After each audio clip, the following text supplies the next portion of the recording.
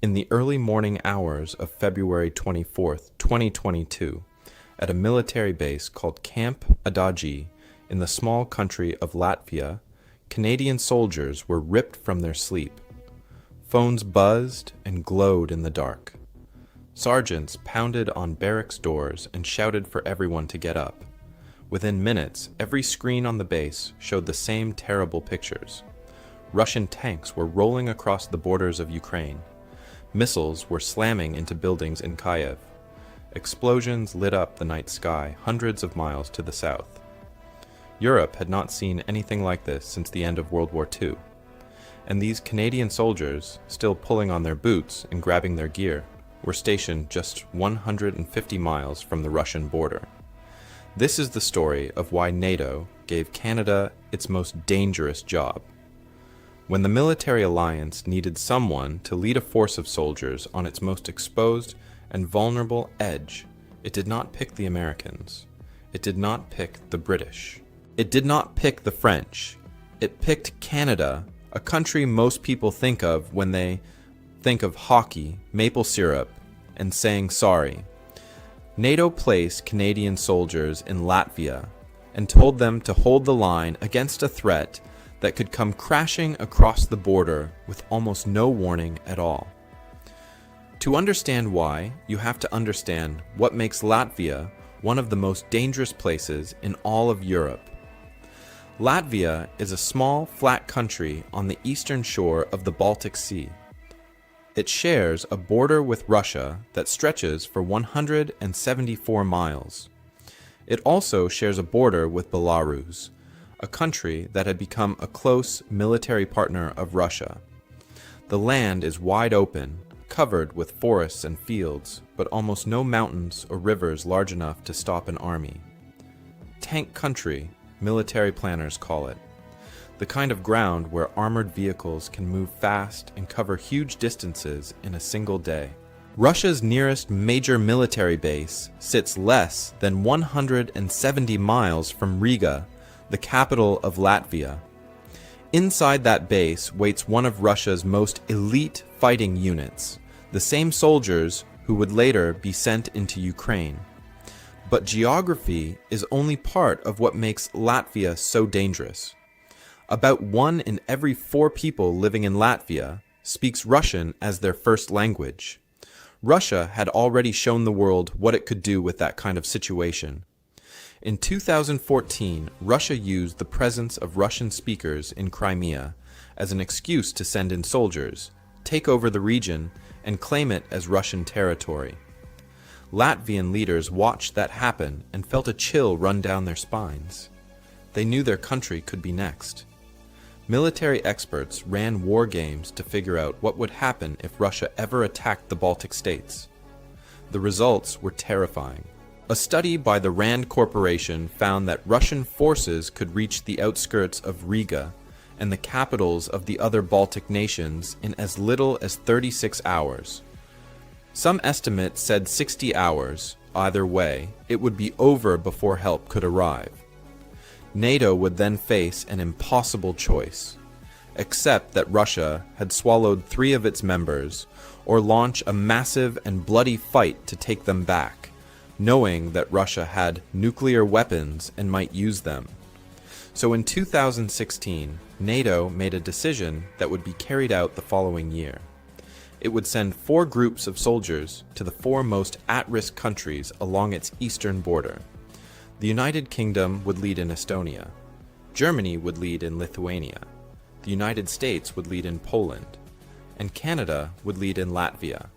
The Canadian-led force started with about 450 Canadian troops, mixed with soldiers from Spain, Italy, Poland, and several other nations, bringing the total to around 1,500. 1,500 soldiers facing a Russian military district with over 330,000 troops, thousands of tanks, and nuclear-capable missiles based in Kaliningrad, a Russian territory less than 200 miles to the southwest.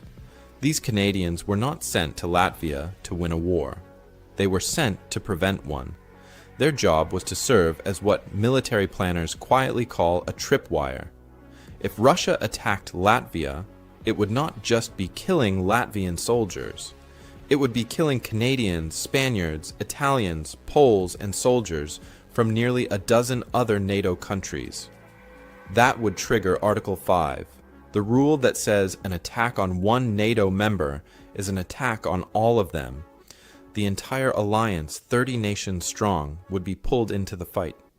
The Canadian soldiers at Camp Adagi were a living promise, a human shield made of flesh and flags. But a promise only works if the other side believes it. And as those soldiers watched the fires burning across Ukraine on that cold February morning, a question hung in the air that no one wanted to say out loud. If the Russians came east instead of south, if those tanks turned toward Latvia instead of Kiev, could 1,500 soldiers really hold long enough for the promise to matter? To understand why Canada ended up with this mission, you have to go back decades, to a time when Latvia did not even exist as a free country. In 1940, the Soviet Union swallowed Latvia whole. Soviet leader Joseph Stalin had made a secret deal with Adolf Hitler to carve up Eastern Europe between them, and Latvia was one of the pieces that fell to Moscow. For the next 50 years, the Soviets controlled every part of Latvian life. They sent tens of thousands of Latvians to prison camps in Siberia. They shut down Latvian newspapers and schools, and they did something that would echo forward through history in ways no one fully understood at the time. They moved hundreds of thousands of ethnic Russians into Latvia, filling the cities and towns with people who spoke Russian, watched Russian television, and felt loyal to Moscow. It was a slow, deliberate reshaping of an entire country from the inside out. When the Soviet Union finally collapsed in 1991, Latvia broke free and sprinted toward the west as fast as it could. It joined NATO in 2004. It joined the European Union that same year. But the Russians, who had been moved there during the occupation, did not leave. Nearly 500,000 people still spoke Russian as their first language, still watched Russian state news channels, and in many cases still felt a connection to Moscow. Latvia was free, but it carried a piece of its occupier inside it, like a splinter that could not be removed. For years after the Cold War ended, NATO did not worry much about any of this. The alliance had been built to stop the Soviet Union, and now the Soviet Union was gone. NATO turned its attention to faraway places. Its soldiers fought in the Balkans during the 1990s. After September 11, 2001, the alliance poured its energy into Afghanistan. Russia was treated as a partner, not an enemy. There were meetings, handshakes, and agreements. NATO even signed a document in 1997 promising not to station large numbers of combat troops in the countries that had recently joined the alliance. No one built bases in the Baltic states. No one drew up serious plans to defend them. The feeling was that the political promise of Article 5 was enough. If Russia ever threatened a NATO member, surely the threat of war with the entire alliance would keep Moscow in line. Russia had other ideas. Vladimir Putin, who came to power in 1999, spent years rebuilding Russia's military and testing the West's limits. In 2007, a wave of cyber attacks slammed into Estonia, crashing government websites and banking systems. Western intelligence pointed at Russia. In 2008, Russia invaded Georgia, a small country in the Caucasus that had been trying to move closer to the West. Russian tanks rolled in, Russian jets bombed Georgian positions, and within days Moscow recognized 2 breakaway regions as independent states. The message was clear. Russia was willing to use force to keep its neighbors in line, and the West did very little to stop it. Then came 2014, and everything changed. In February of that year, protests in Ukraine toppled a president who had been friendly to Moscow. Putin responded with stunning speed. Soldiers without insignia on their uniforms appeared in Crimea, a region of Ukraine where most people spoke Russian.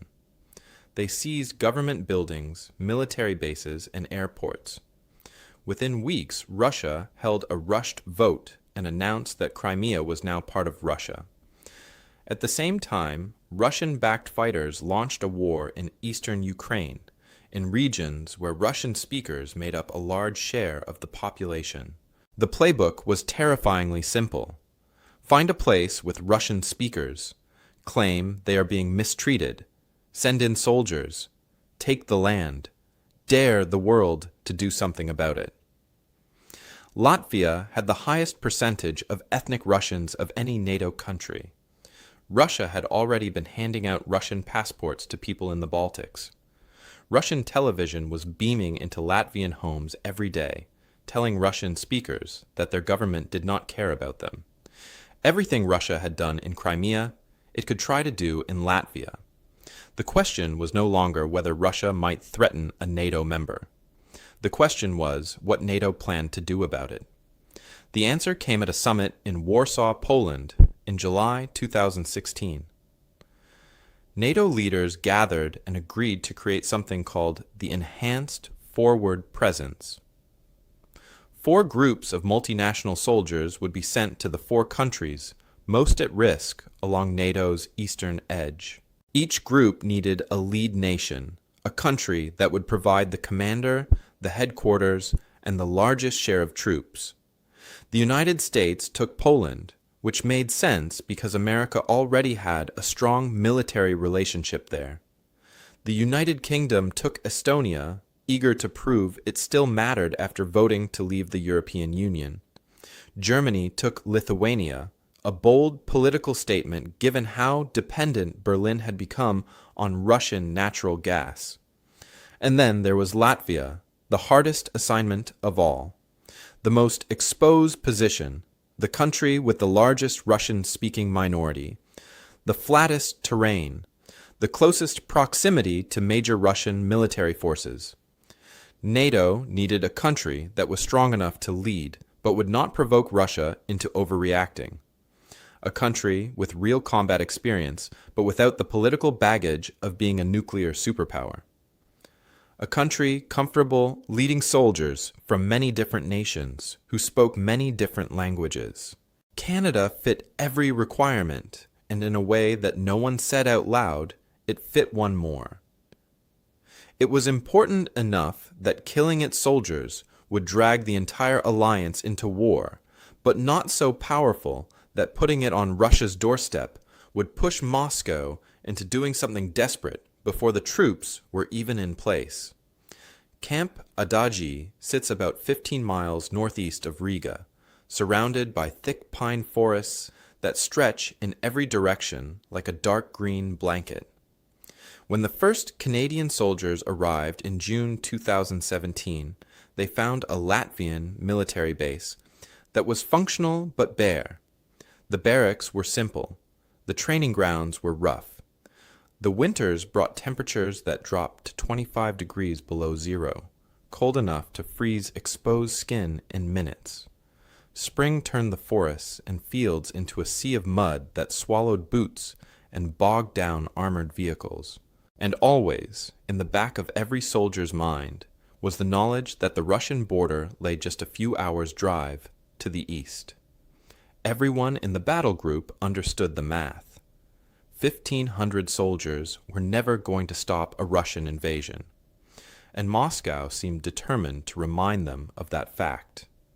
In the fall of 2017, just months after the Canadians arrived, Russia launched a massive military exercise called Zapad. Officially, Moscow said about 12,000 troops were involved. Western intelligence agencies estimated the real number was somewhere between 70,000 and 100,000. Those soldiers rehearsed offensive operations that looked exactly like an invasion of the Baltic states, including practice runs at seizing the Suwalki Gap, a narrow 65-mile corridor of land that is the only ground connection between the Baltic countries and the rest of NATO. If Russia cut that corridor, Latvia, Estonia, and Lithuania would be completely surrounded, reachable only by air and sea, both of which Russian missiles and warships could threaten. The challenges facing the Canadian commanders went far beyond the size of the enemy. Leading a multinational force meant dealing with soldiers who spoke different languages, used different equipment, followed different rules, and came from military cultures that sometimes clashed. A Spanish company might use radios that could not talk to Czech radios. Italian ammunition might not fit in Polish weapons. Orders had to be given in English, but not everyone spoke English fluently. And in the chaos of a simulated battle, hand signals sometimes replaced words entirely. Building trust between soldiers from 10 different countries who had never trained together took time, patience, and more joint exercises than anyone could count. Meanwhile, Russia kept pushing from the shadows. Russian aircraft flew near Baltic airspace with their tracking signals turned off, forcing NATO jets to scramble hundreds of times each year. Russian electronic warfare systems jammed GPS signals across the region, messing with civilian flights and military navigation alike. Russian state media pumped out stories calling NATO troops occupiers and invaders, trying to turn the local population against the soldiers who were there to protect them. Fake news stories appeared online claiming Canadian soldiers had committed crimes in Latvian towns. None of it was true, but the goal was never truth. The goal was doubt. Every day, the Canadian-led battle group trained for a fight they hoped would never come. They drove their armored vehicles through frozen forests. They dug fighting positions in muddy fields. They practiced defending crossroads and bridges against an enemy that outnumbered them by a factor that no training exercise could honestly replicate. And every night they went to sleep knowing that the most important thing about their mission was not whether they could win, but whether the enemy believed that attacking them would cost more than it was worth. For nearly 5 years, the Canadian-led battle group trained, watched, and waited.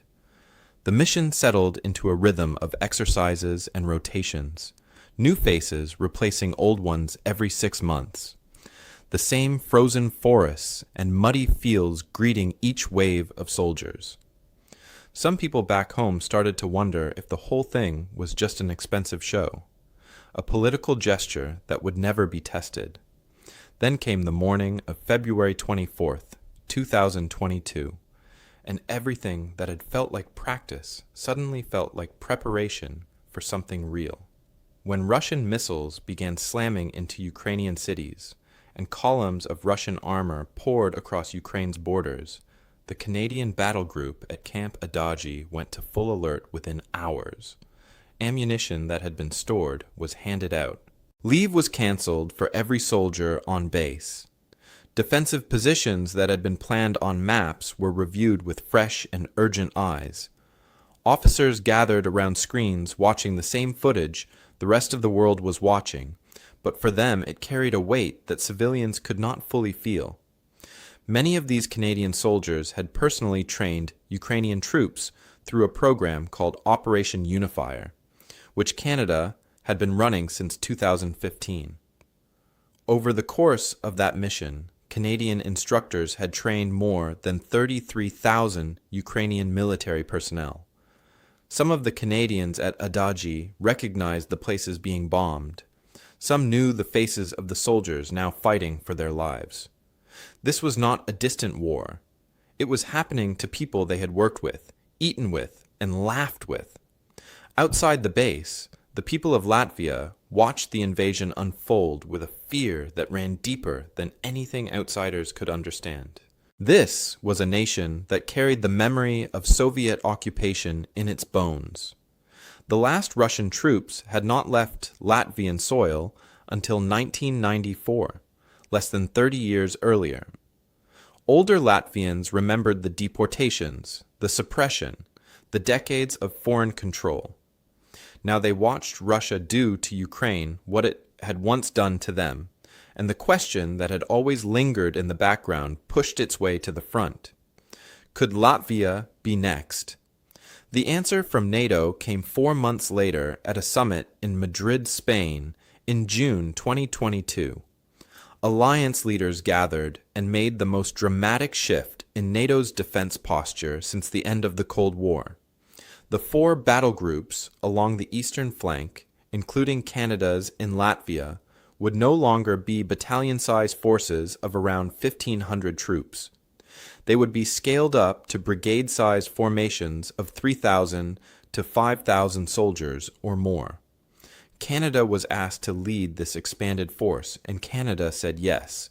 The commitment meant deploying up to 2,200 Canadian troops as the core of the brigade, making it the largest sustained Canadian military deployment overseas since the war in Afghanistan, and possibly the most significant Canadian military presence in Europe since World War II.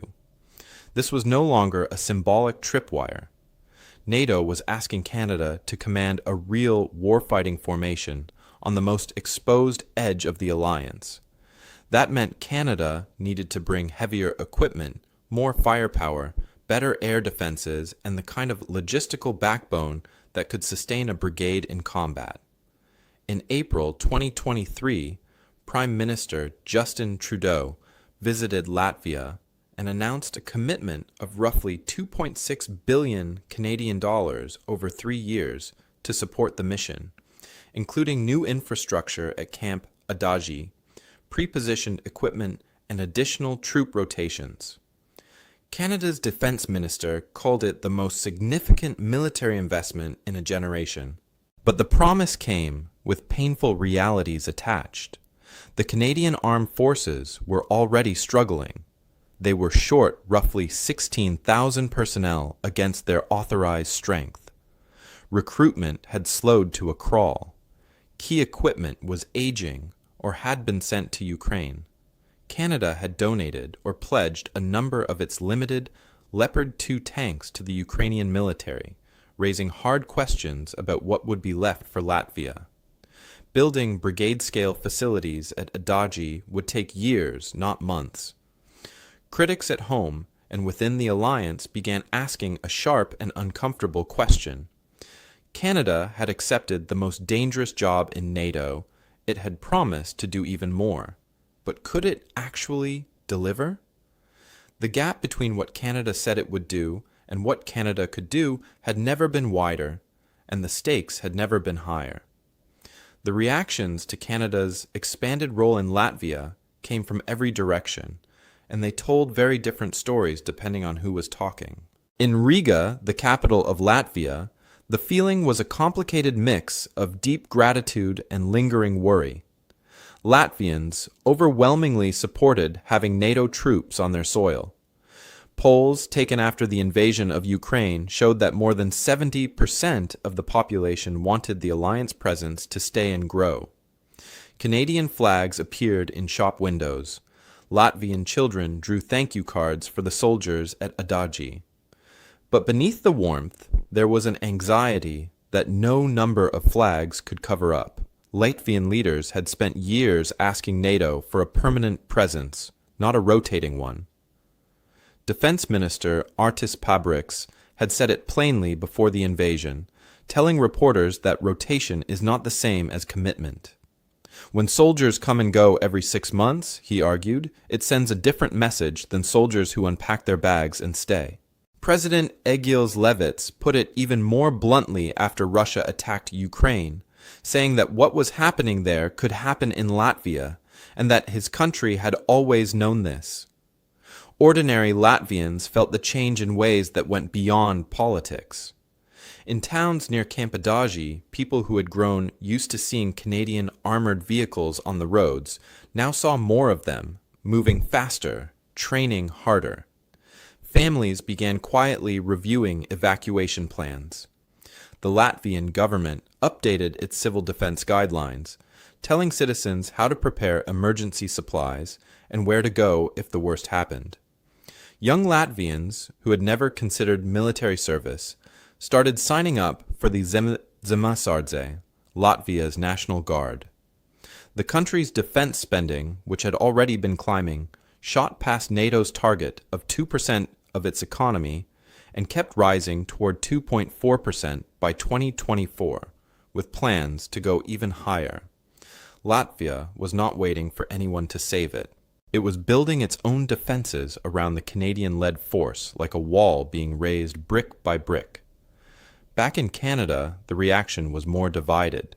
Supporters of the mission argued that this was the most important thing Canada had done for the alliance since the Korean War.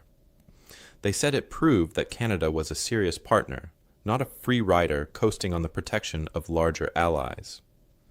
Military leaders spoke with pride about what their soldiers were doing, and veterans of Afghanistan recognized something familiar in the weight of the mission, even if the enemy and the terrain were completely different. But critics pushed back hard.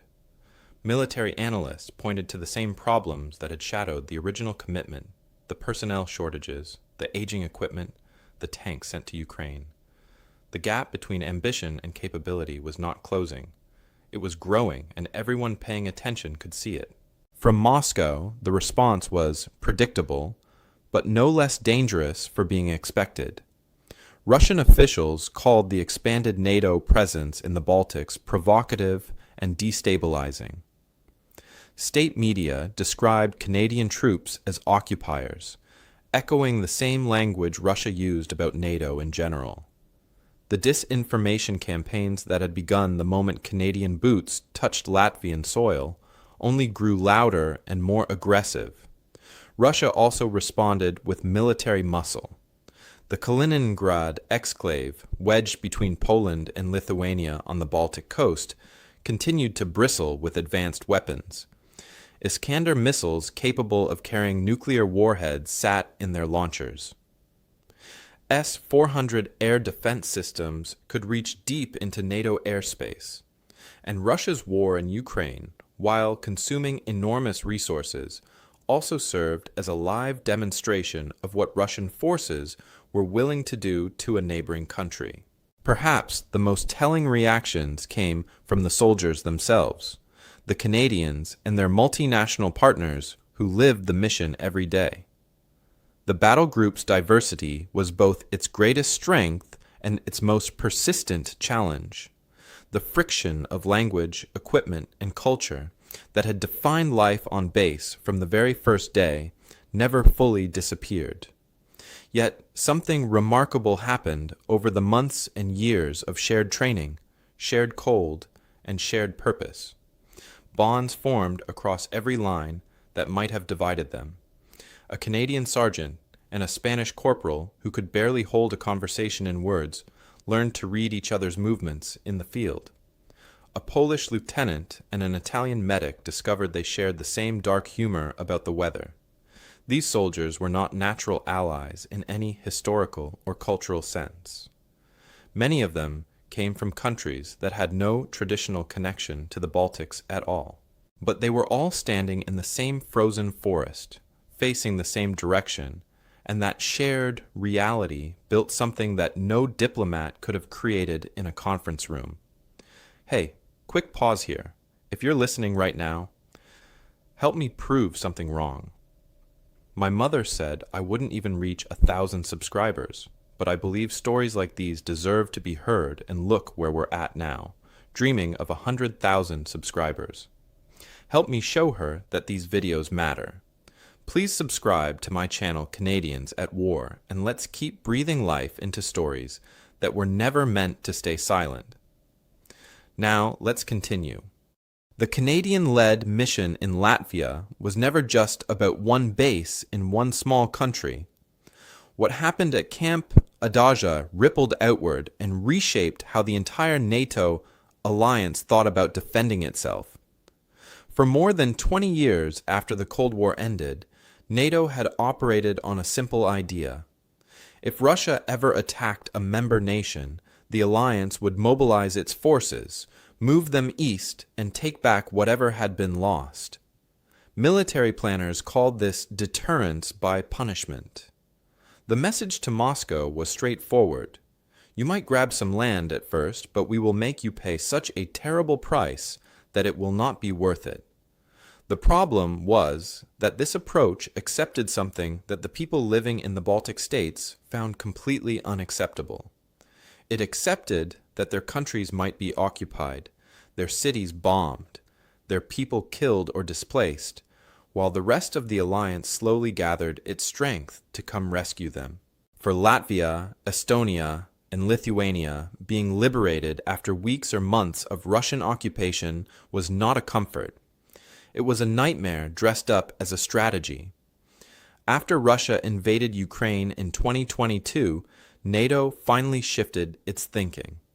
The new approach was called deterrence by denial.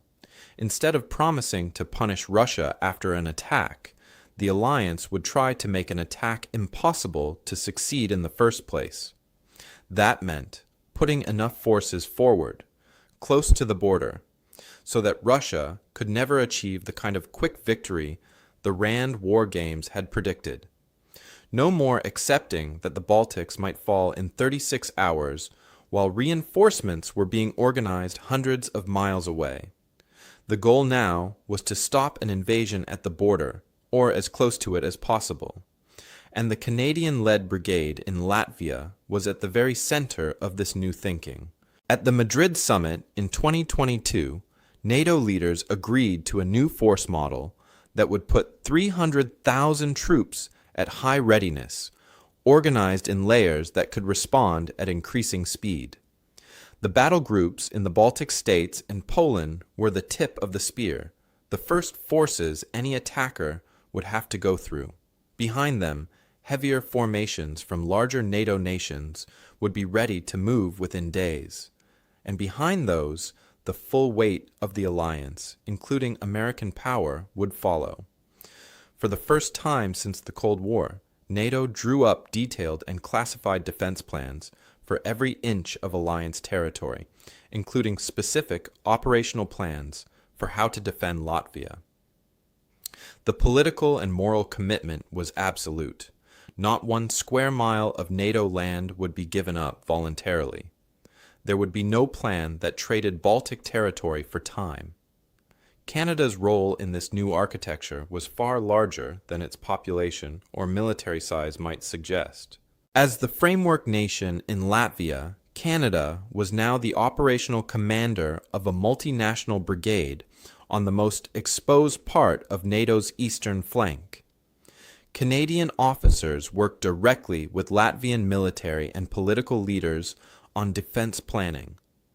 Canadian headquarters staff coordinated with NATO's broader command structure for the entire Baltic region.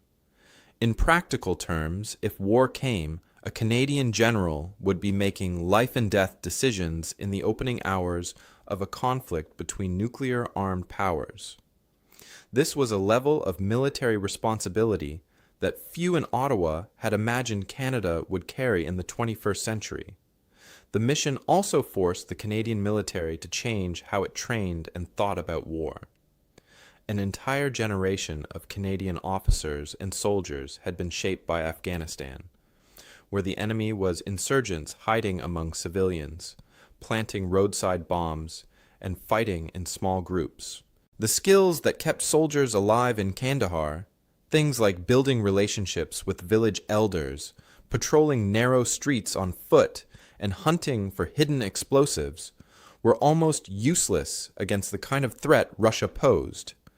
A Russian attack on Latvia would come with tanks, artillery, attack helicopters, cruise missiles, electronic warfare that could blind communications, and the ever-present shadow of nuclear weapons. Canadian soldiers had to relearn how to fight a large-scale conventional war against an enemy that had air power, armor, and the ability to jam every radio and GPS signal on the battlefield. The last time Canada had faced anything like this was the Korean War in the early 1950s, more than 70 years earlier. Every other Baltic nation was undergoing its own transformation at the same time, building its defenses around the NATO framework. Latvia, Estonia, and Lithuania all poured money into their militaries. They bought new weapons, expanded their forces, and developed creative plans for what to do if conventional defense failed. All three countries studied the history of their own partisan fighters, the Forrest brothers, who had waged guerrilla war against Soviet occupation in the 1940s and 1950s. If the worst happened and their countries were overrun, they intended to keep fighting from the forests and swamps, making occupation as painful and costly as possible. The Canadian-led brigade was the shield, but behind it, the Baltic nations were sharpening every blade they had. Behind the big numbers and grand strategy, the mission in Latvia was carried on the backs of individual human beings, each one with a story that no headline could fully capture. To understand what this mission really meant, you have to zoom in past the maps and the politics and see the people. Picture a Canadian lieutenant colonel standing in the command post at Camp Adaji late at night, long after most of the base has gone quiet. He is a veteran of Afghanistan, a man who earned his rank in the dust and heat of Kandahar province, where the enemy fought with rifles and homemade bombs buried in dirt roads. Now he commands a multinational battalion in a country he had barely heard of 10 years ago, and the potential enemy is not a group of insurgents, but the armed forces of a nuclear superpower. On his desk are intelligence reports about Russian troop movements, satellite images of military equipment being repositioned near the border, and exercise plans for the next joint training operation with soldiers from 8 different countries. He thinks about his wife back in Petawawa, Ontario, and their 2 children who are growing up seeing their father on a screen more often than in person. He thinks about the Latvian officer he works with every day, a quiet and serious man who once told him that his grandmother was deported to Siberia in 1949 and never came back. The weight of what he is responsible for sits on his chest like a stone. He is not just commanding soldiers, he is holding a piece of a promise that the entire NATO alliance has made to 2 million Latvian people. If he fails, if deterrence breaks, the consequences stretch far beyond anything one person should have to carry. In a small apartment in Riga, a woman in her 30s gets ready for another day at Camp Adaji, where she works as a cultural liaison and translator for the Canadian battle group. She is Latvian, born and raised, but her parents are ethnically Russian. She grew up speaking both languages, moving between 2 worlds that sometimes felt like 2 different countries living on top of each other. Her mother still watches Russian television every evening, and after the invasion of Ukraine, the arguments at the family dinner table became unbearable. Her mother repeated things she'd heard on Russian news about NATO being the real aggressor, about Ukraine bringing the war on itself. She tried to explain what she saw every day at the base, the Canadian soldiers who were there not to occupy, but to protect. The conversations always ended the same way, with silence and hurt feelings on both sides. She represents something that no military planner can put on a chart. The Russian-speaking minority in Latvia is not a single block of people who all think the same way. It is hundreds of thousands of individual lives, each one navigating loyalty, identity, fear, and belonging in ways that are deeply personal and impossibly complicated. At the other end of the rank structure, a 20-year-old Canadian private from a small town in Ontario serves his first overseas deployment. He joined the Army because there were not many options back home, and because something about the idea of serving his country felt right in a way he could not fully explain. He trained at bases across Canada, learned to drive a Lev-armored vehicle, qualified on his rifle, and was told he was going to Latvia. He did not know where Latvia was. He looked it up on his phone during the flight over. When the invasion of Ukraine happened during his rotation, something shifted inside him that he has struggled to put into words. The exercises stopped feeling like practice. When he drove his LAV into a defensive position facing east, The tree line ahead of him suddenly looked different. Every shadow could be something. Every sound carried a question. He writes letters home to his parents that try to explain what it feels like, but the words never seem big enough. How do you tell your mother that you are fine, while also telling her that you spent the afternoon rehearsing what to do if tanks appear on the horizon? In a farmhouse near the base, an elderly Latvian man in his 80s watches the Canadian soldiers from his window as their vehicles rumble past on the road. He grew up hearing the stories of 1940, when foreign soldiers came to Latvia and did not leave for 50 years. He remembers the long gray decades that followed, the fear, the deportations, the occupation when speaking your own language too loudly could get you reported. But these soldiers are different, and he knows it in his bones. These soldiers are here because Latvia asked them to come. On open days at the base, he puts on his best coat and walks through the gates to shake hands with the young Canadians, who are the same age his grandsons were when they left for London and Toronto looking for better lives. Through a translator, he tells every officer he meets the same thing. You must stay. The Russians will test you. They always test. Latvia has survived before and will survive again, but not alone, never alone. And thousands of miles away in Canada, a military spouse sits at a kitchen table in base housing after putting 2 small children to bed. Her phone is on the table, screen up, waiting for a message that might come at any hour because of the time difference. The anxiety of this deployment is different from what other military spouses described about Afghanistan.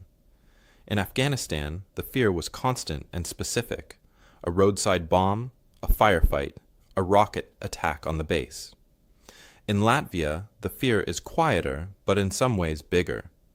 It is the fear that one morning she will turn on the news and see that the world has changed completely, that the border her husband is guarding has been crossed, and that the war everyone said would never happen has begun. She does not talk about this with her civilian friends because they would not understand. She talks about it with the other spouses on the base, women and men who carry the same weight, who check the same news feeds, who understand that loving someone in uniform means living with a question that never fully goes away.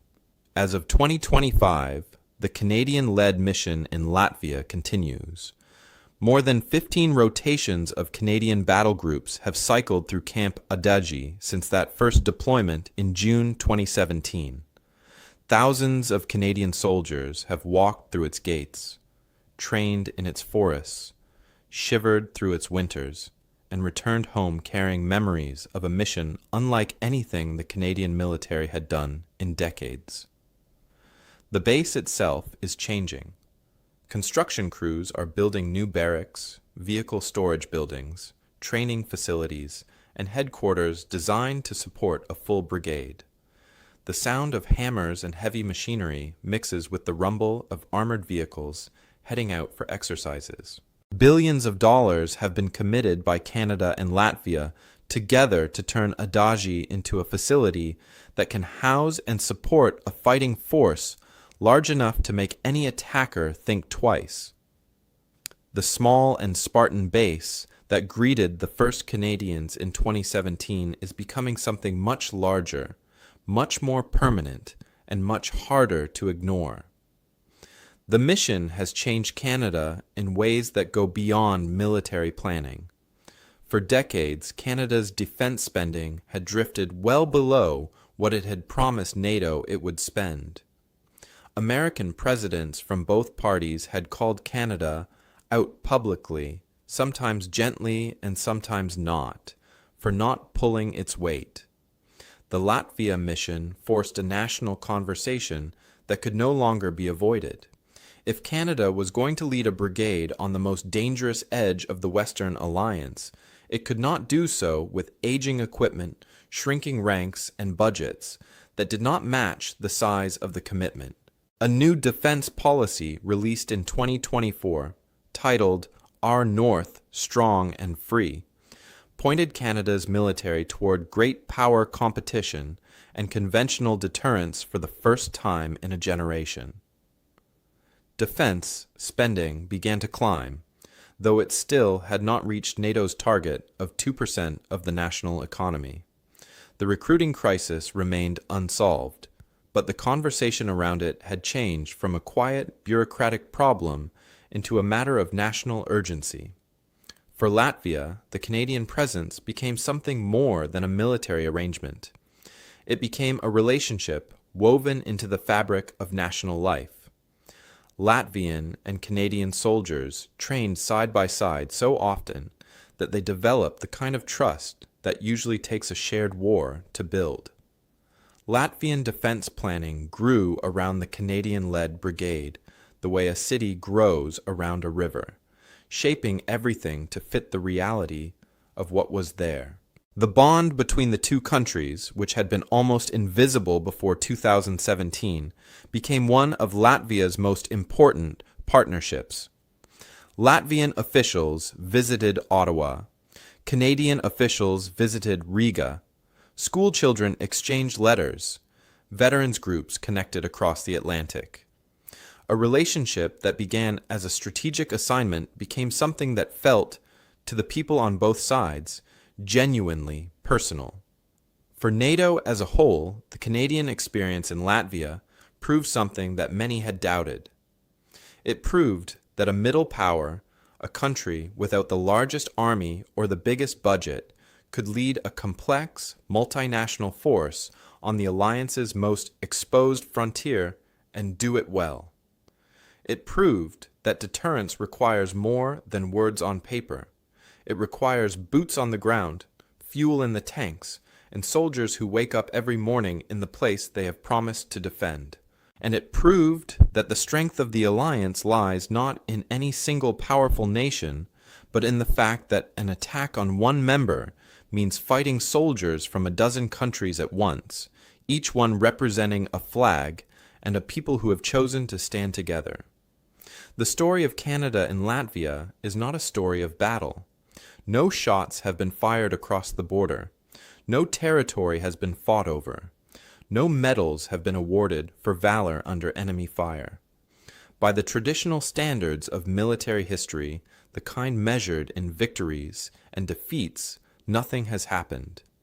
And that is exactly the point. Every cold morning spent in the Latvian forest, every exercise rehearsing a fight that never comes, every month spent away from family, every night spent sleeping 150 miles from a country that has shown it is willing to invade its neighbors, all of it adds up to the most important thing a soldier can achieve. Not winning a war, but preventing one. The success of this mission is invisible. It is measured in the things that did not happen, the borders that were not crossed, the cities that were not bombed, the lives that were not lost. A Canadian soldier who served at WWII once tried to explain it simply. People back home ask me what I did in Latvia, he said, and I tell them I trained, and I waited, and I watched. They do not understand why that matters, but the Latvians understand. They look at us, and they see a promise, and as long as we are here, that promise is kept. Above Camp WWII, the Canadian flag flies alongside the Latvian flag, both of them snapping in the cold Baltic wind, the pine forests stretching east toward a border that has been fought over for centuries, and that today, because of the soldiers beneath those flags, holds in peace.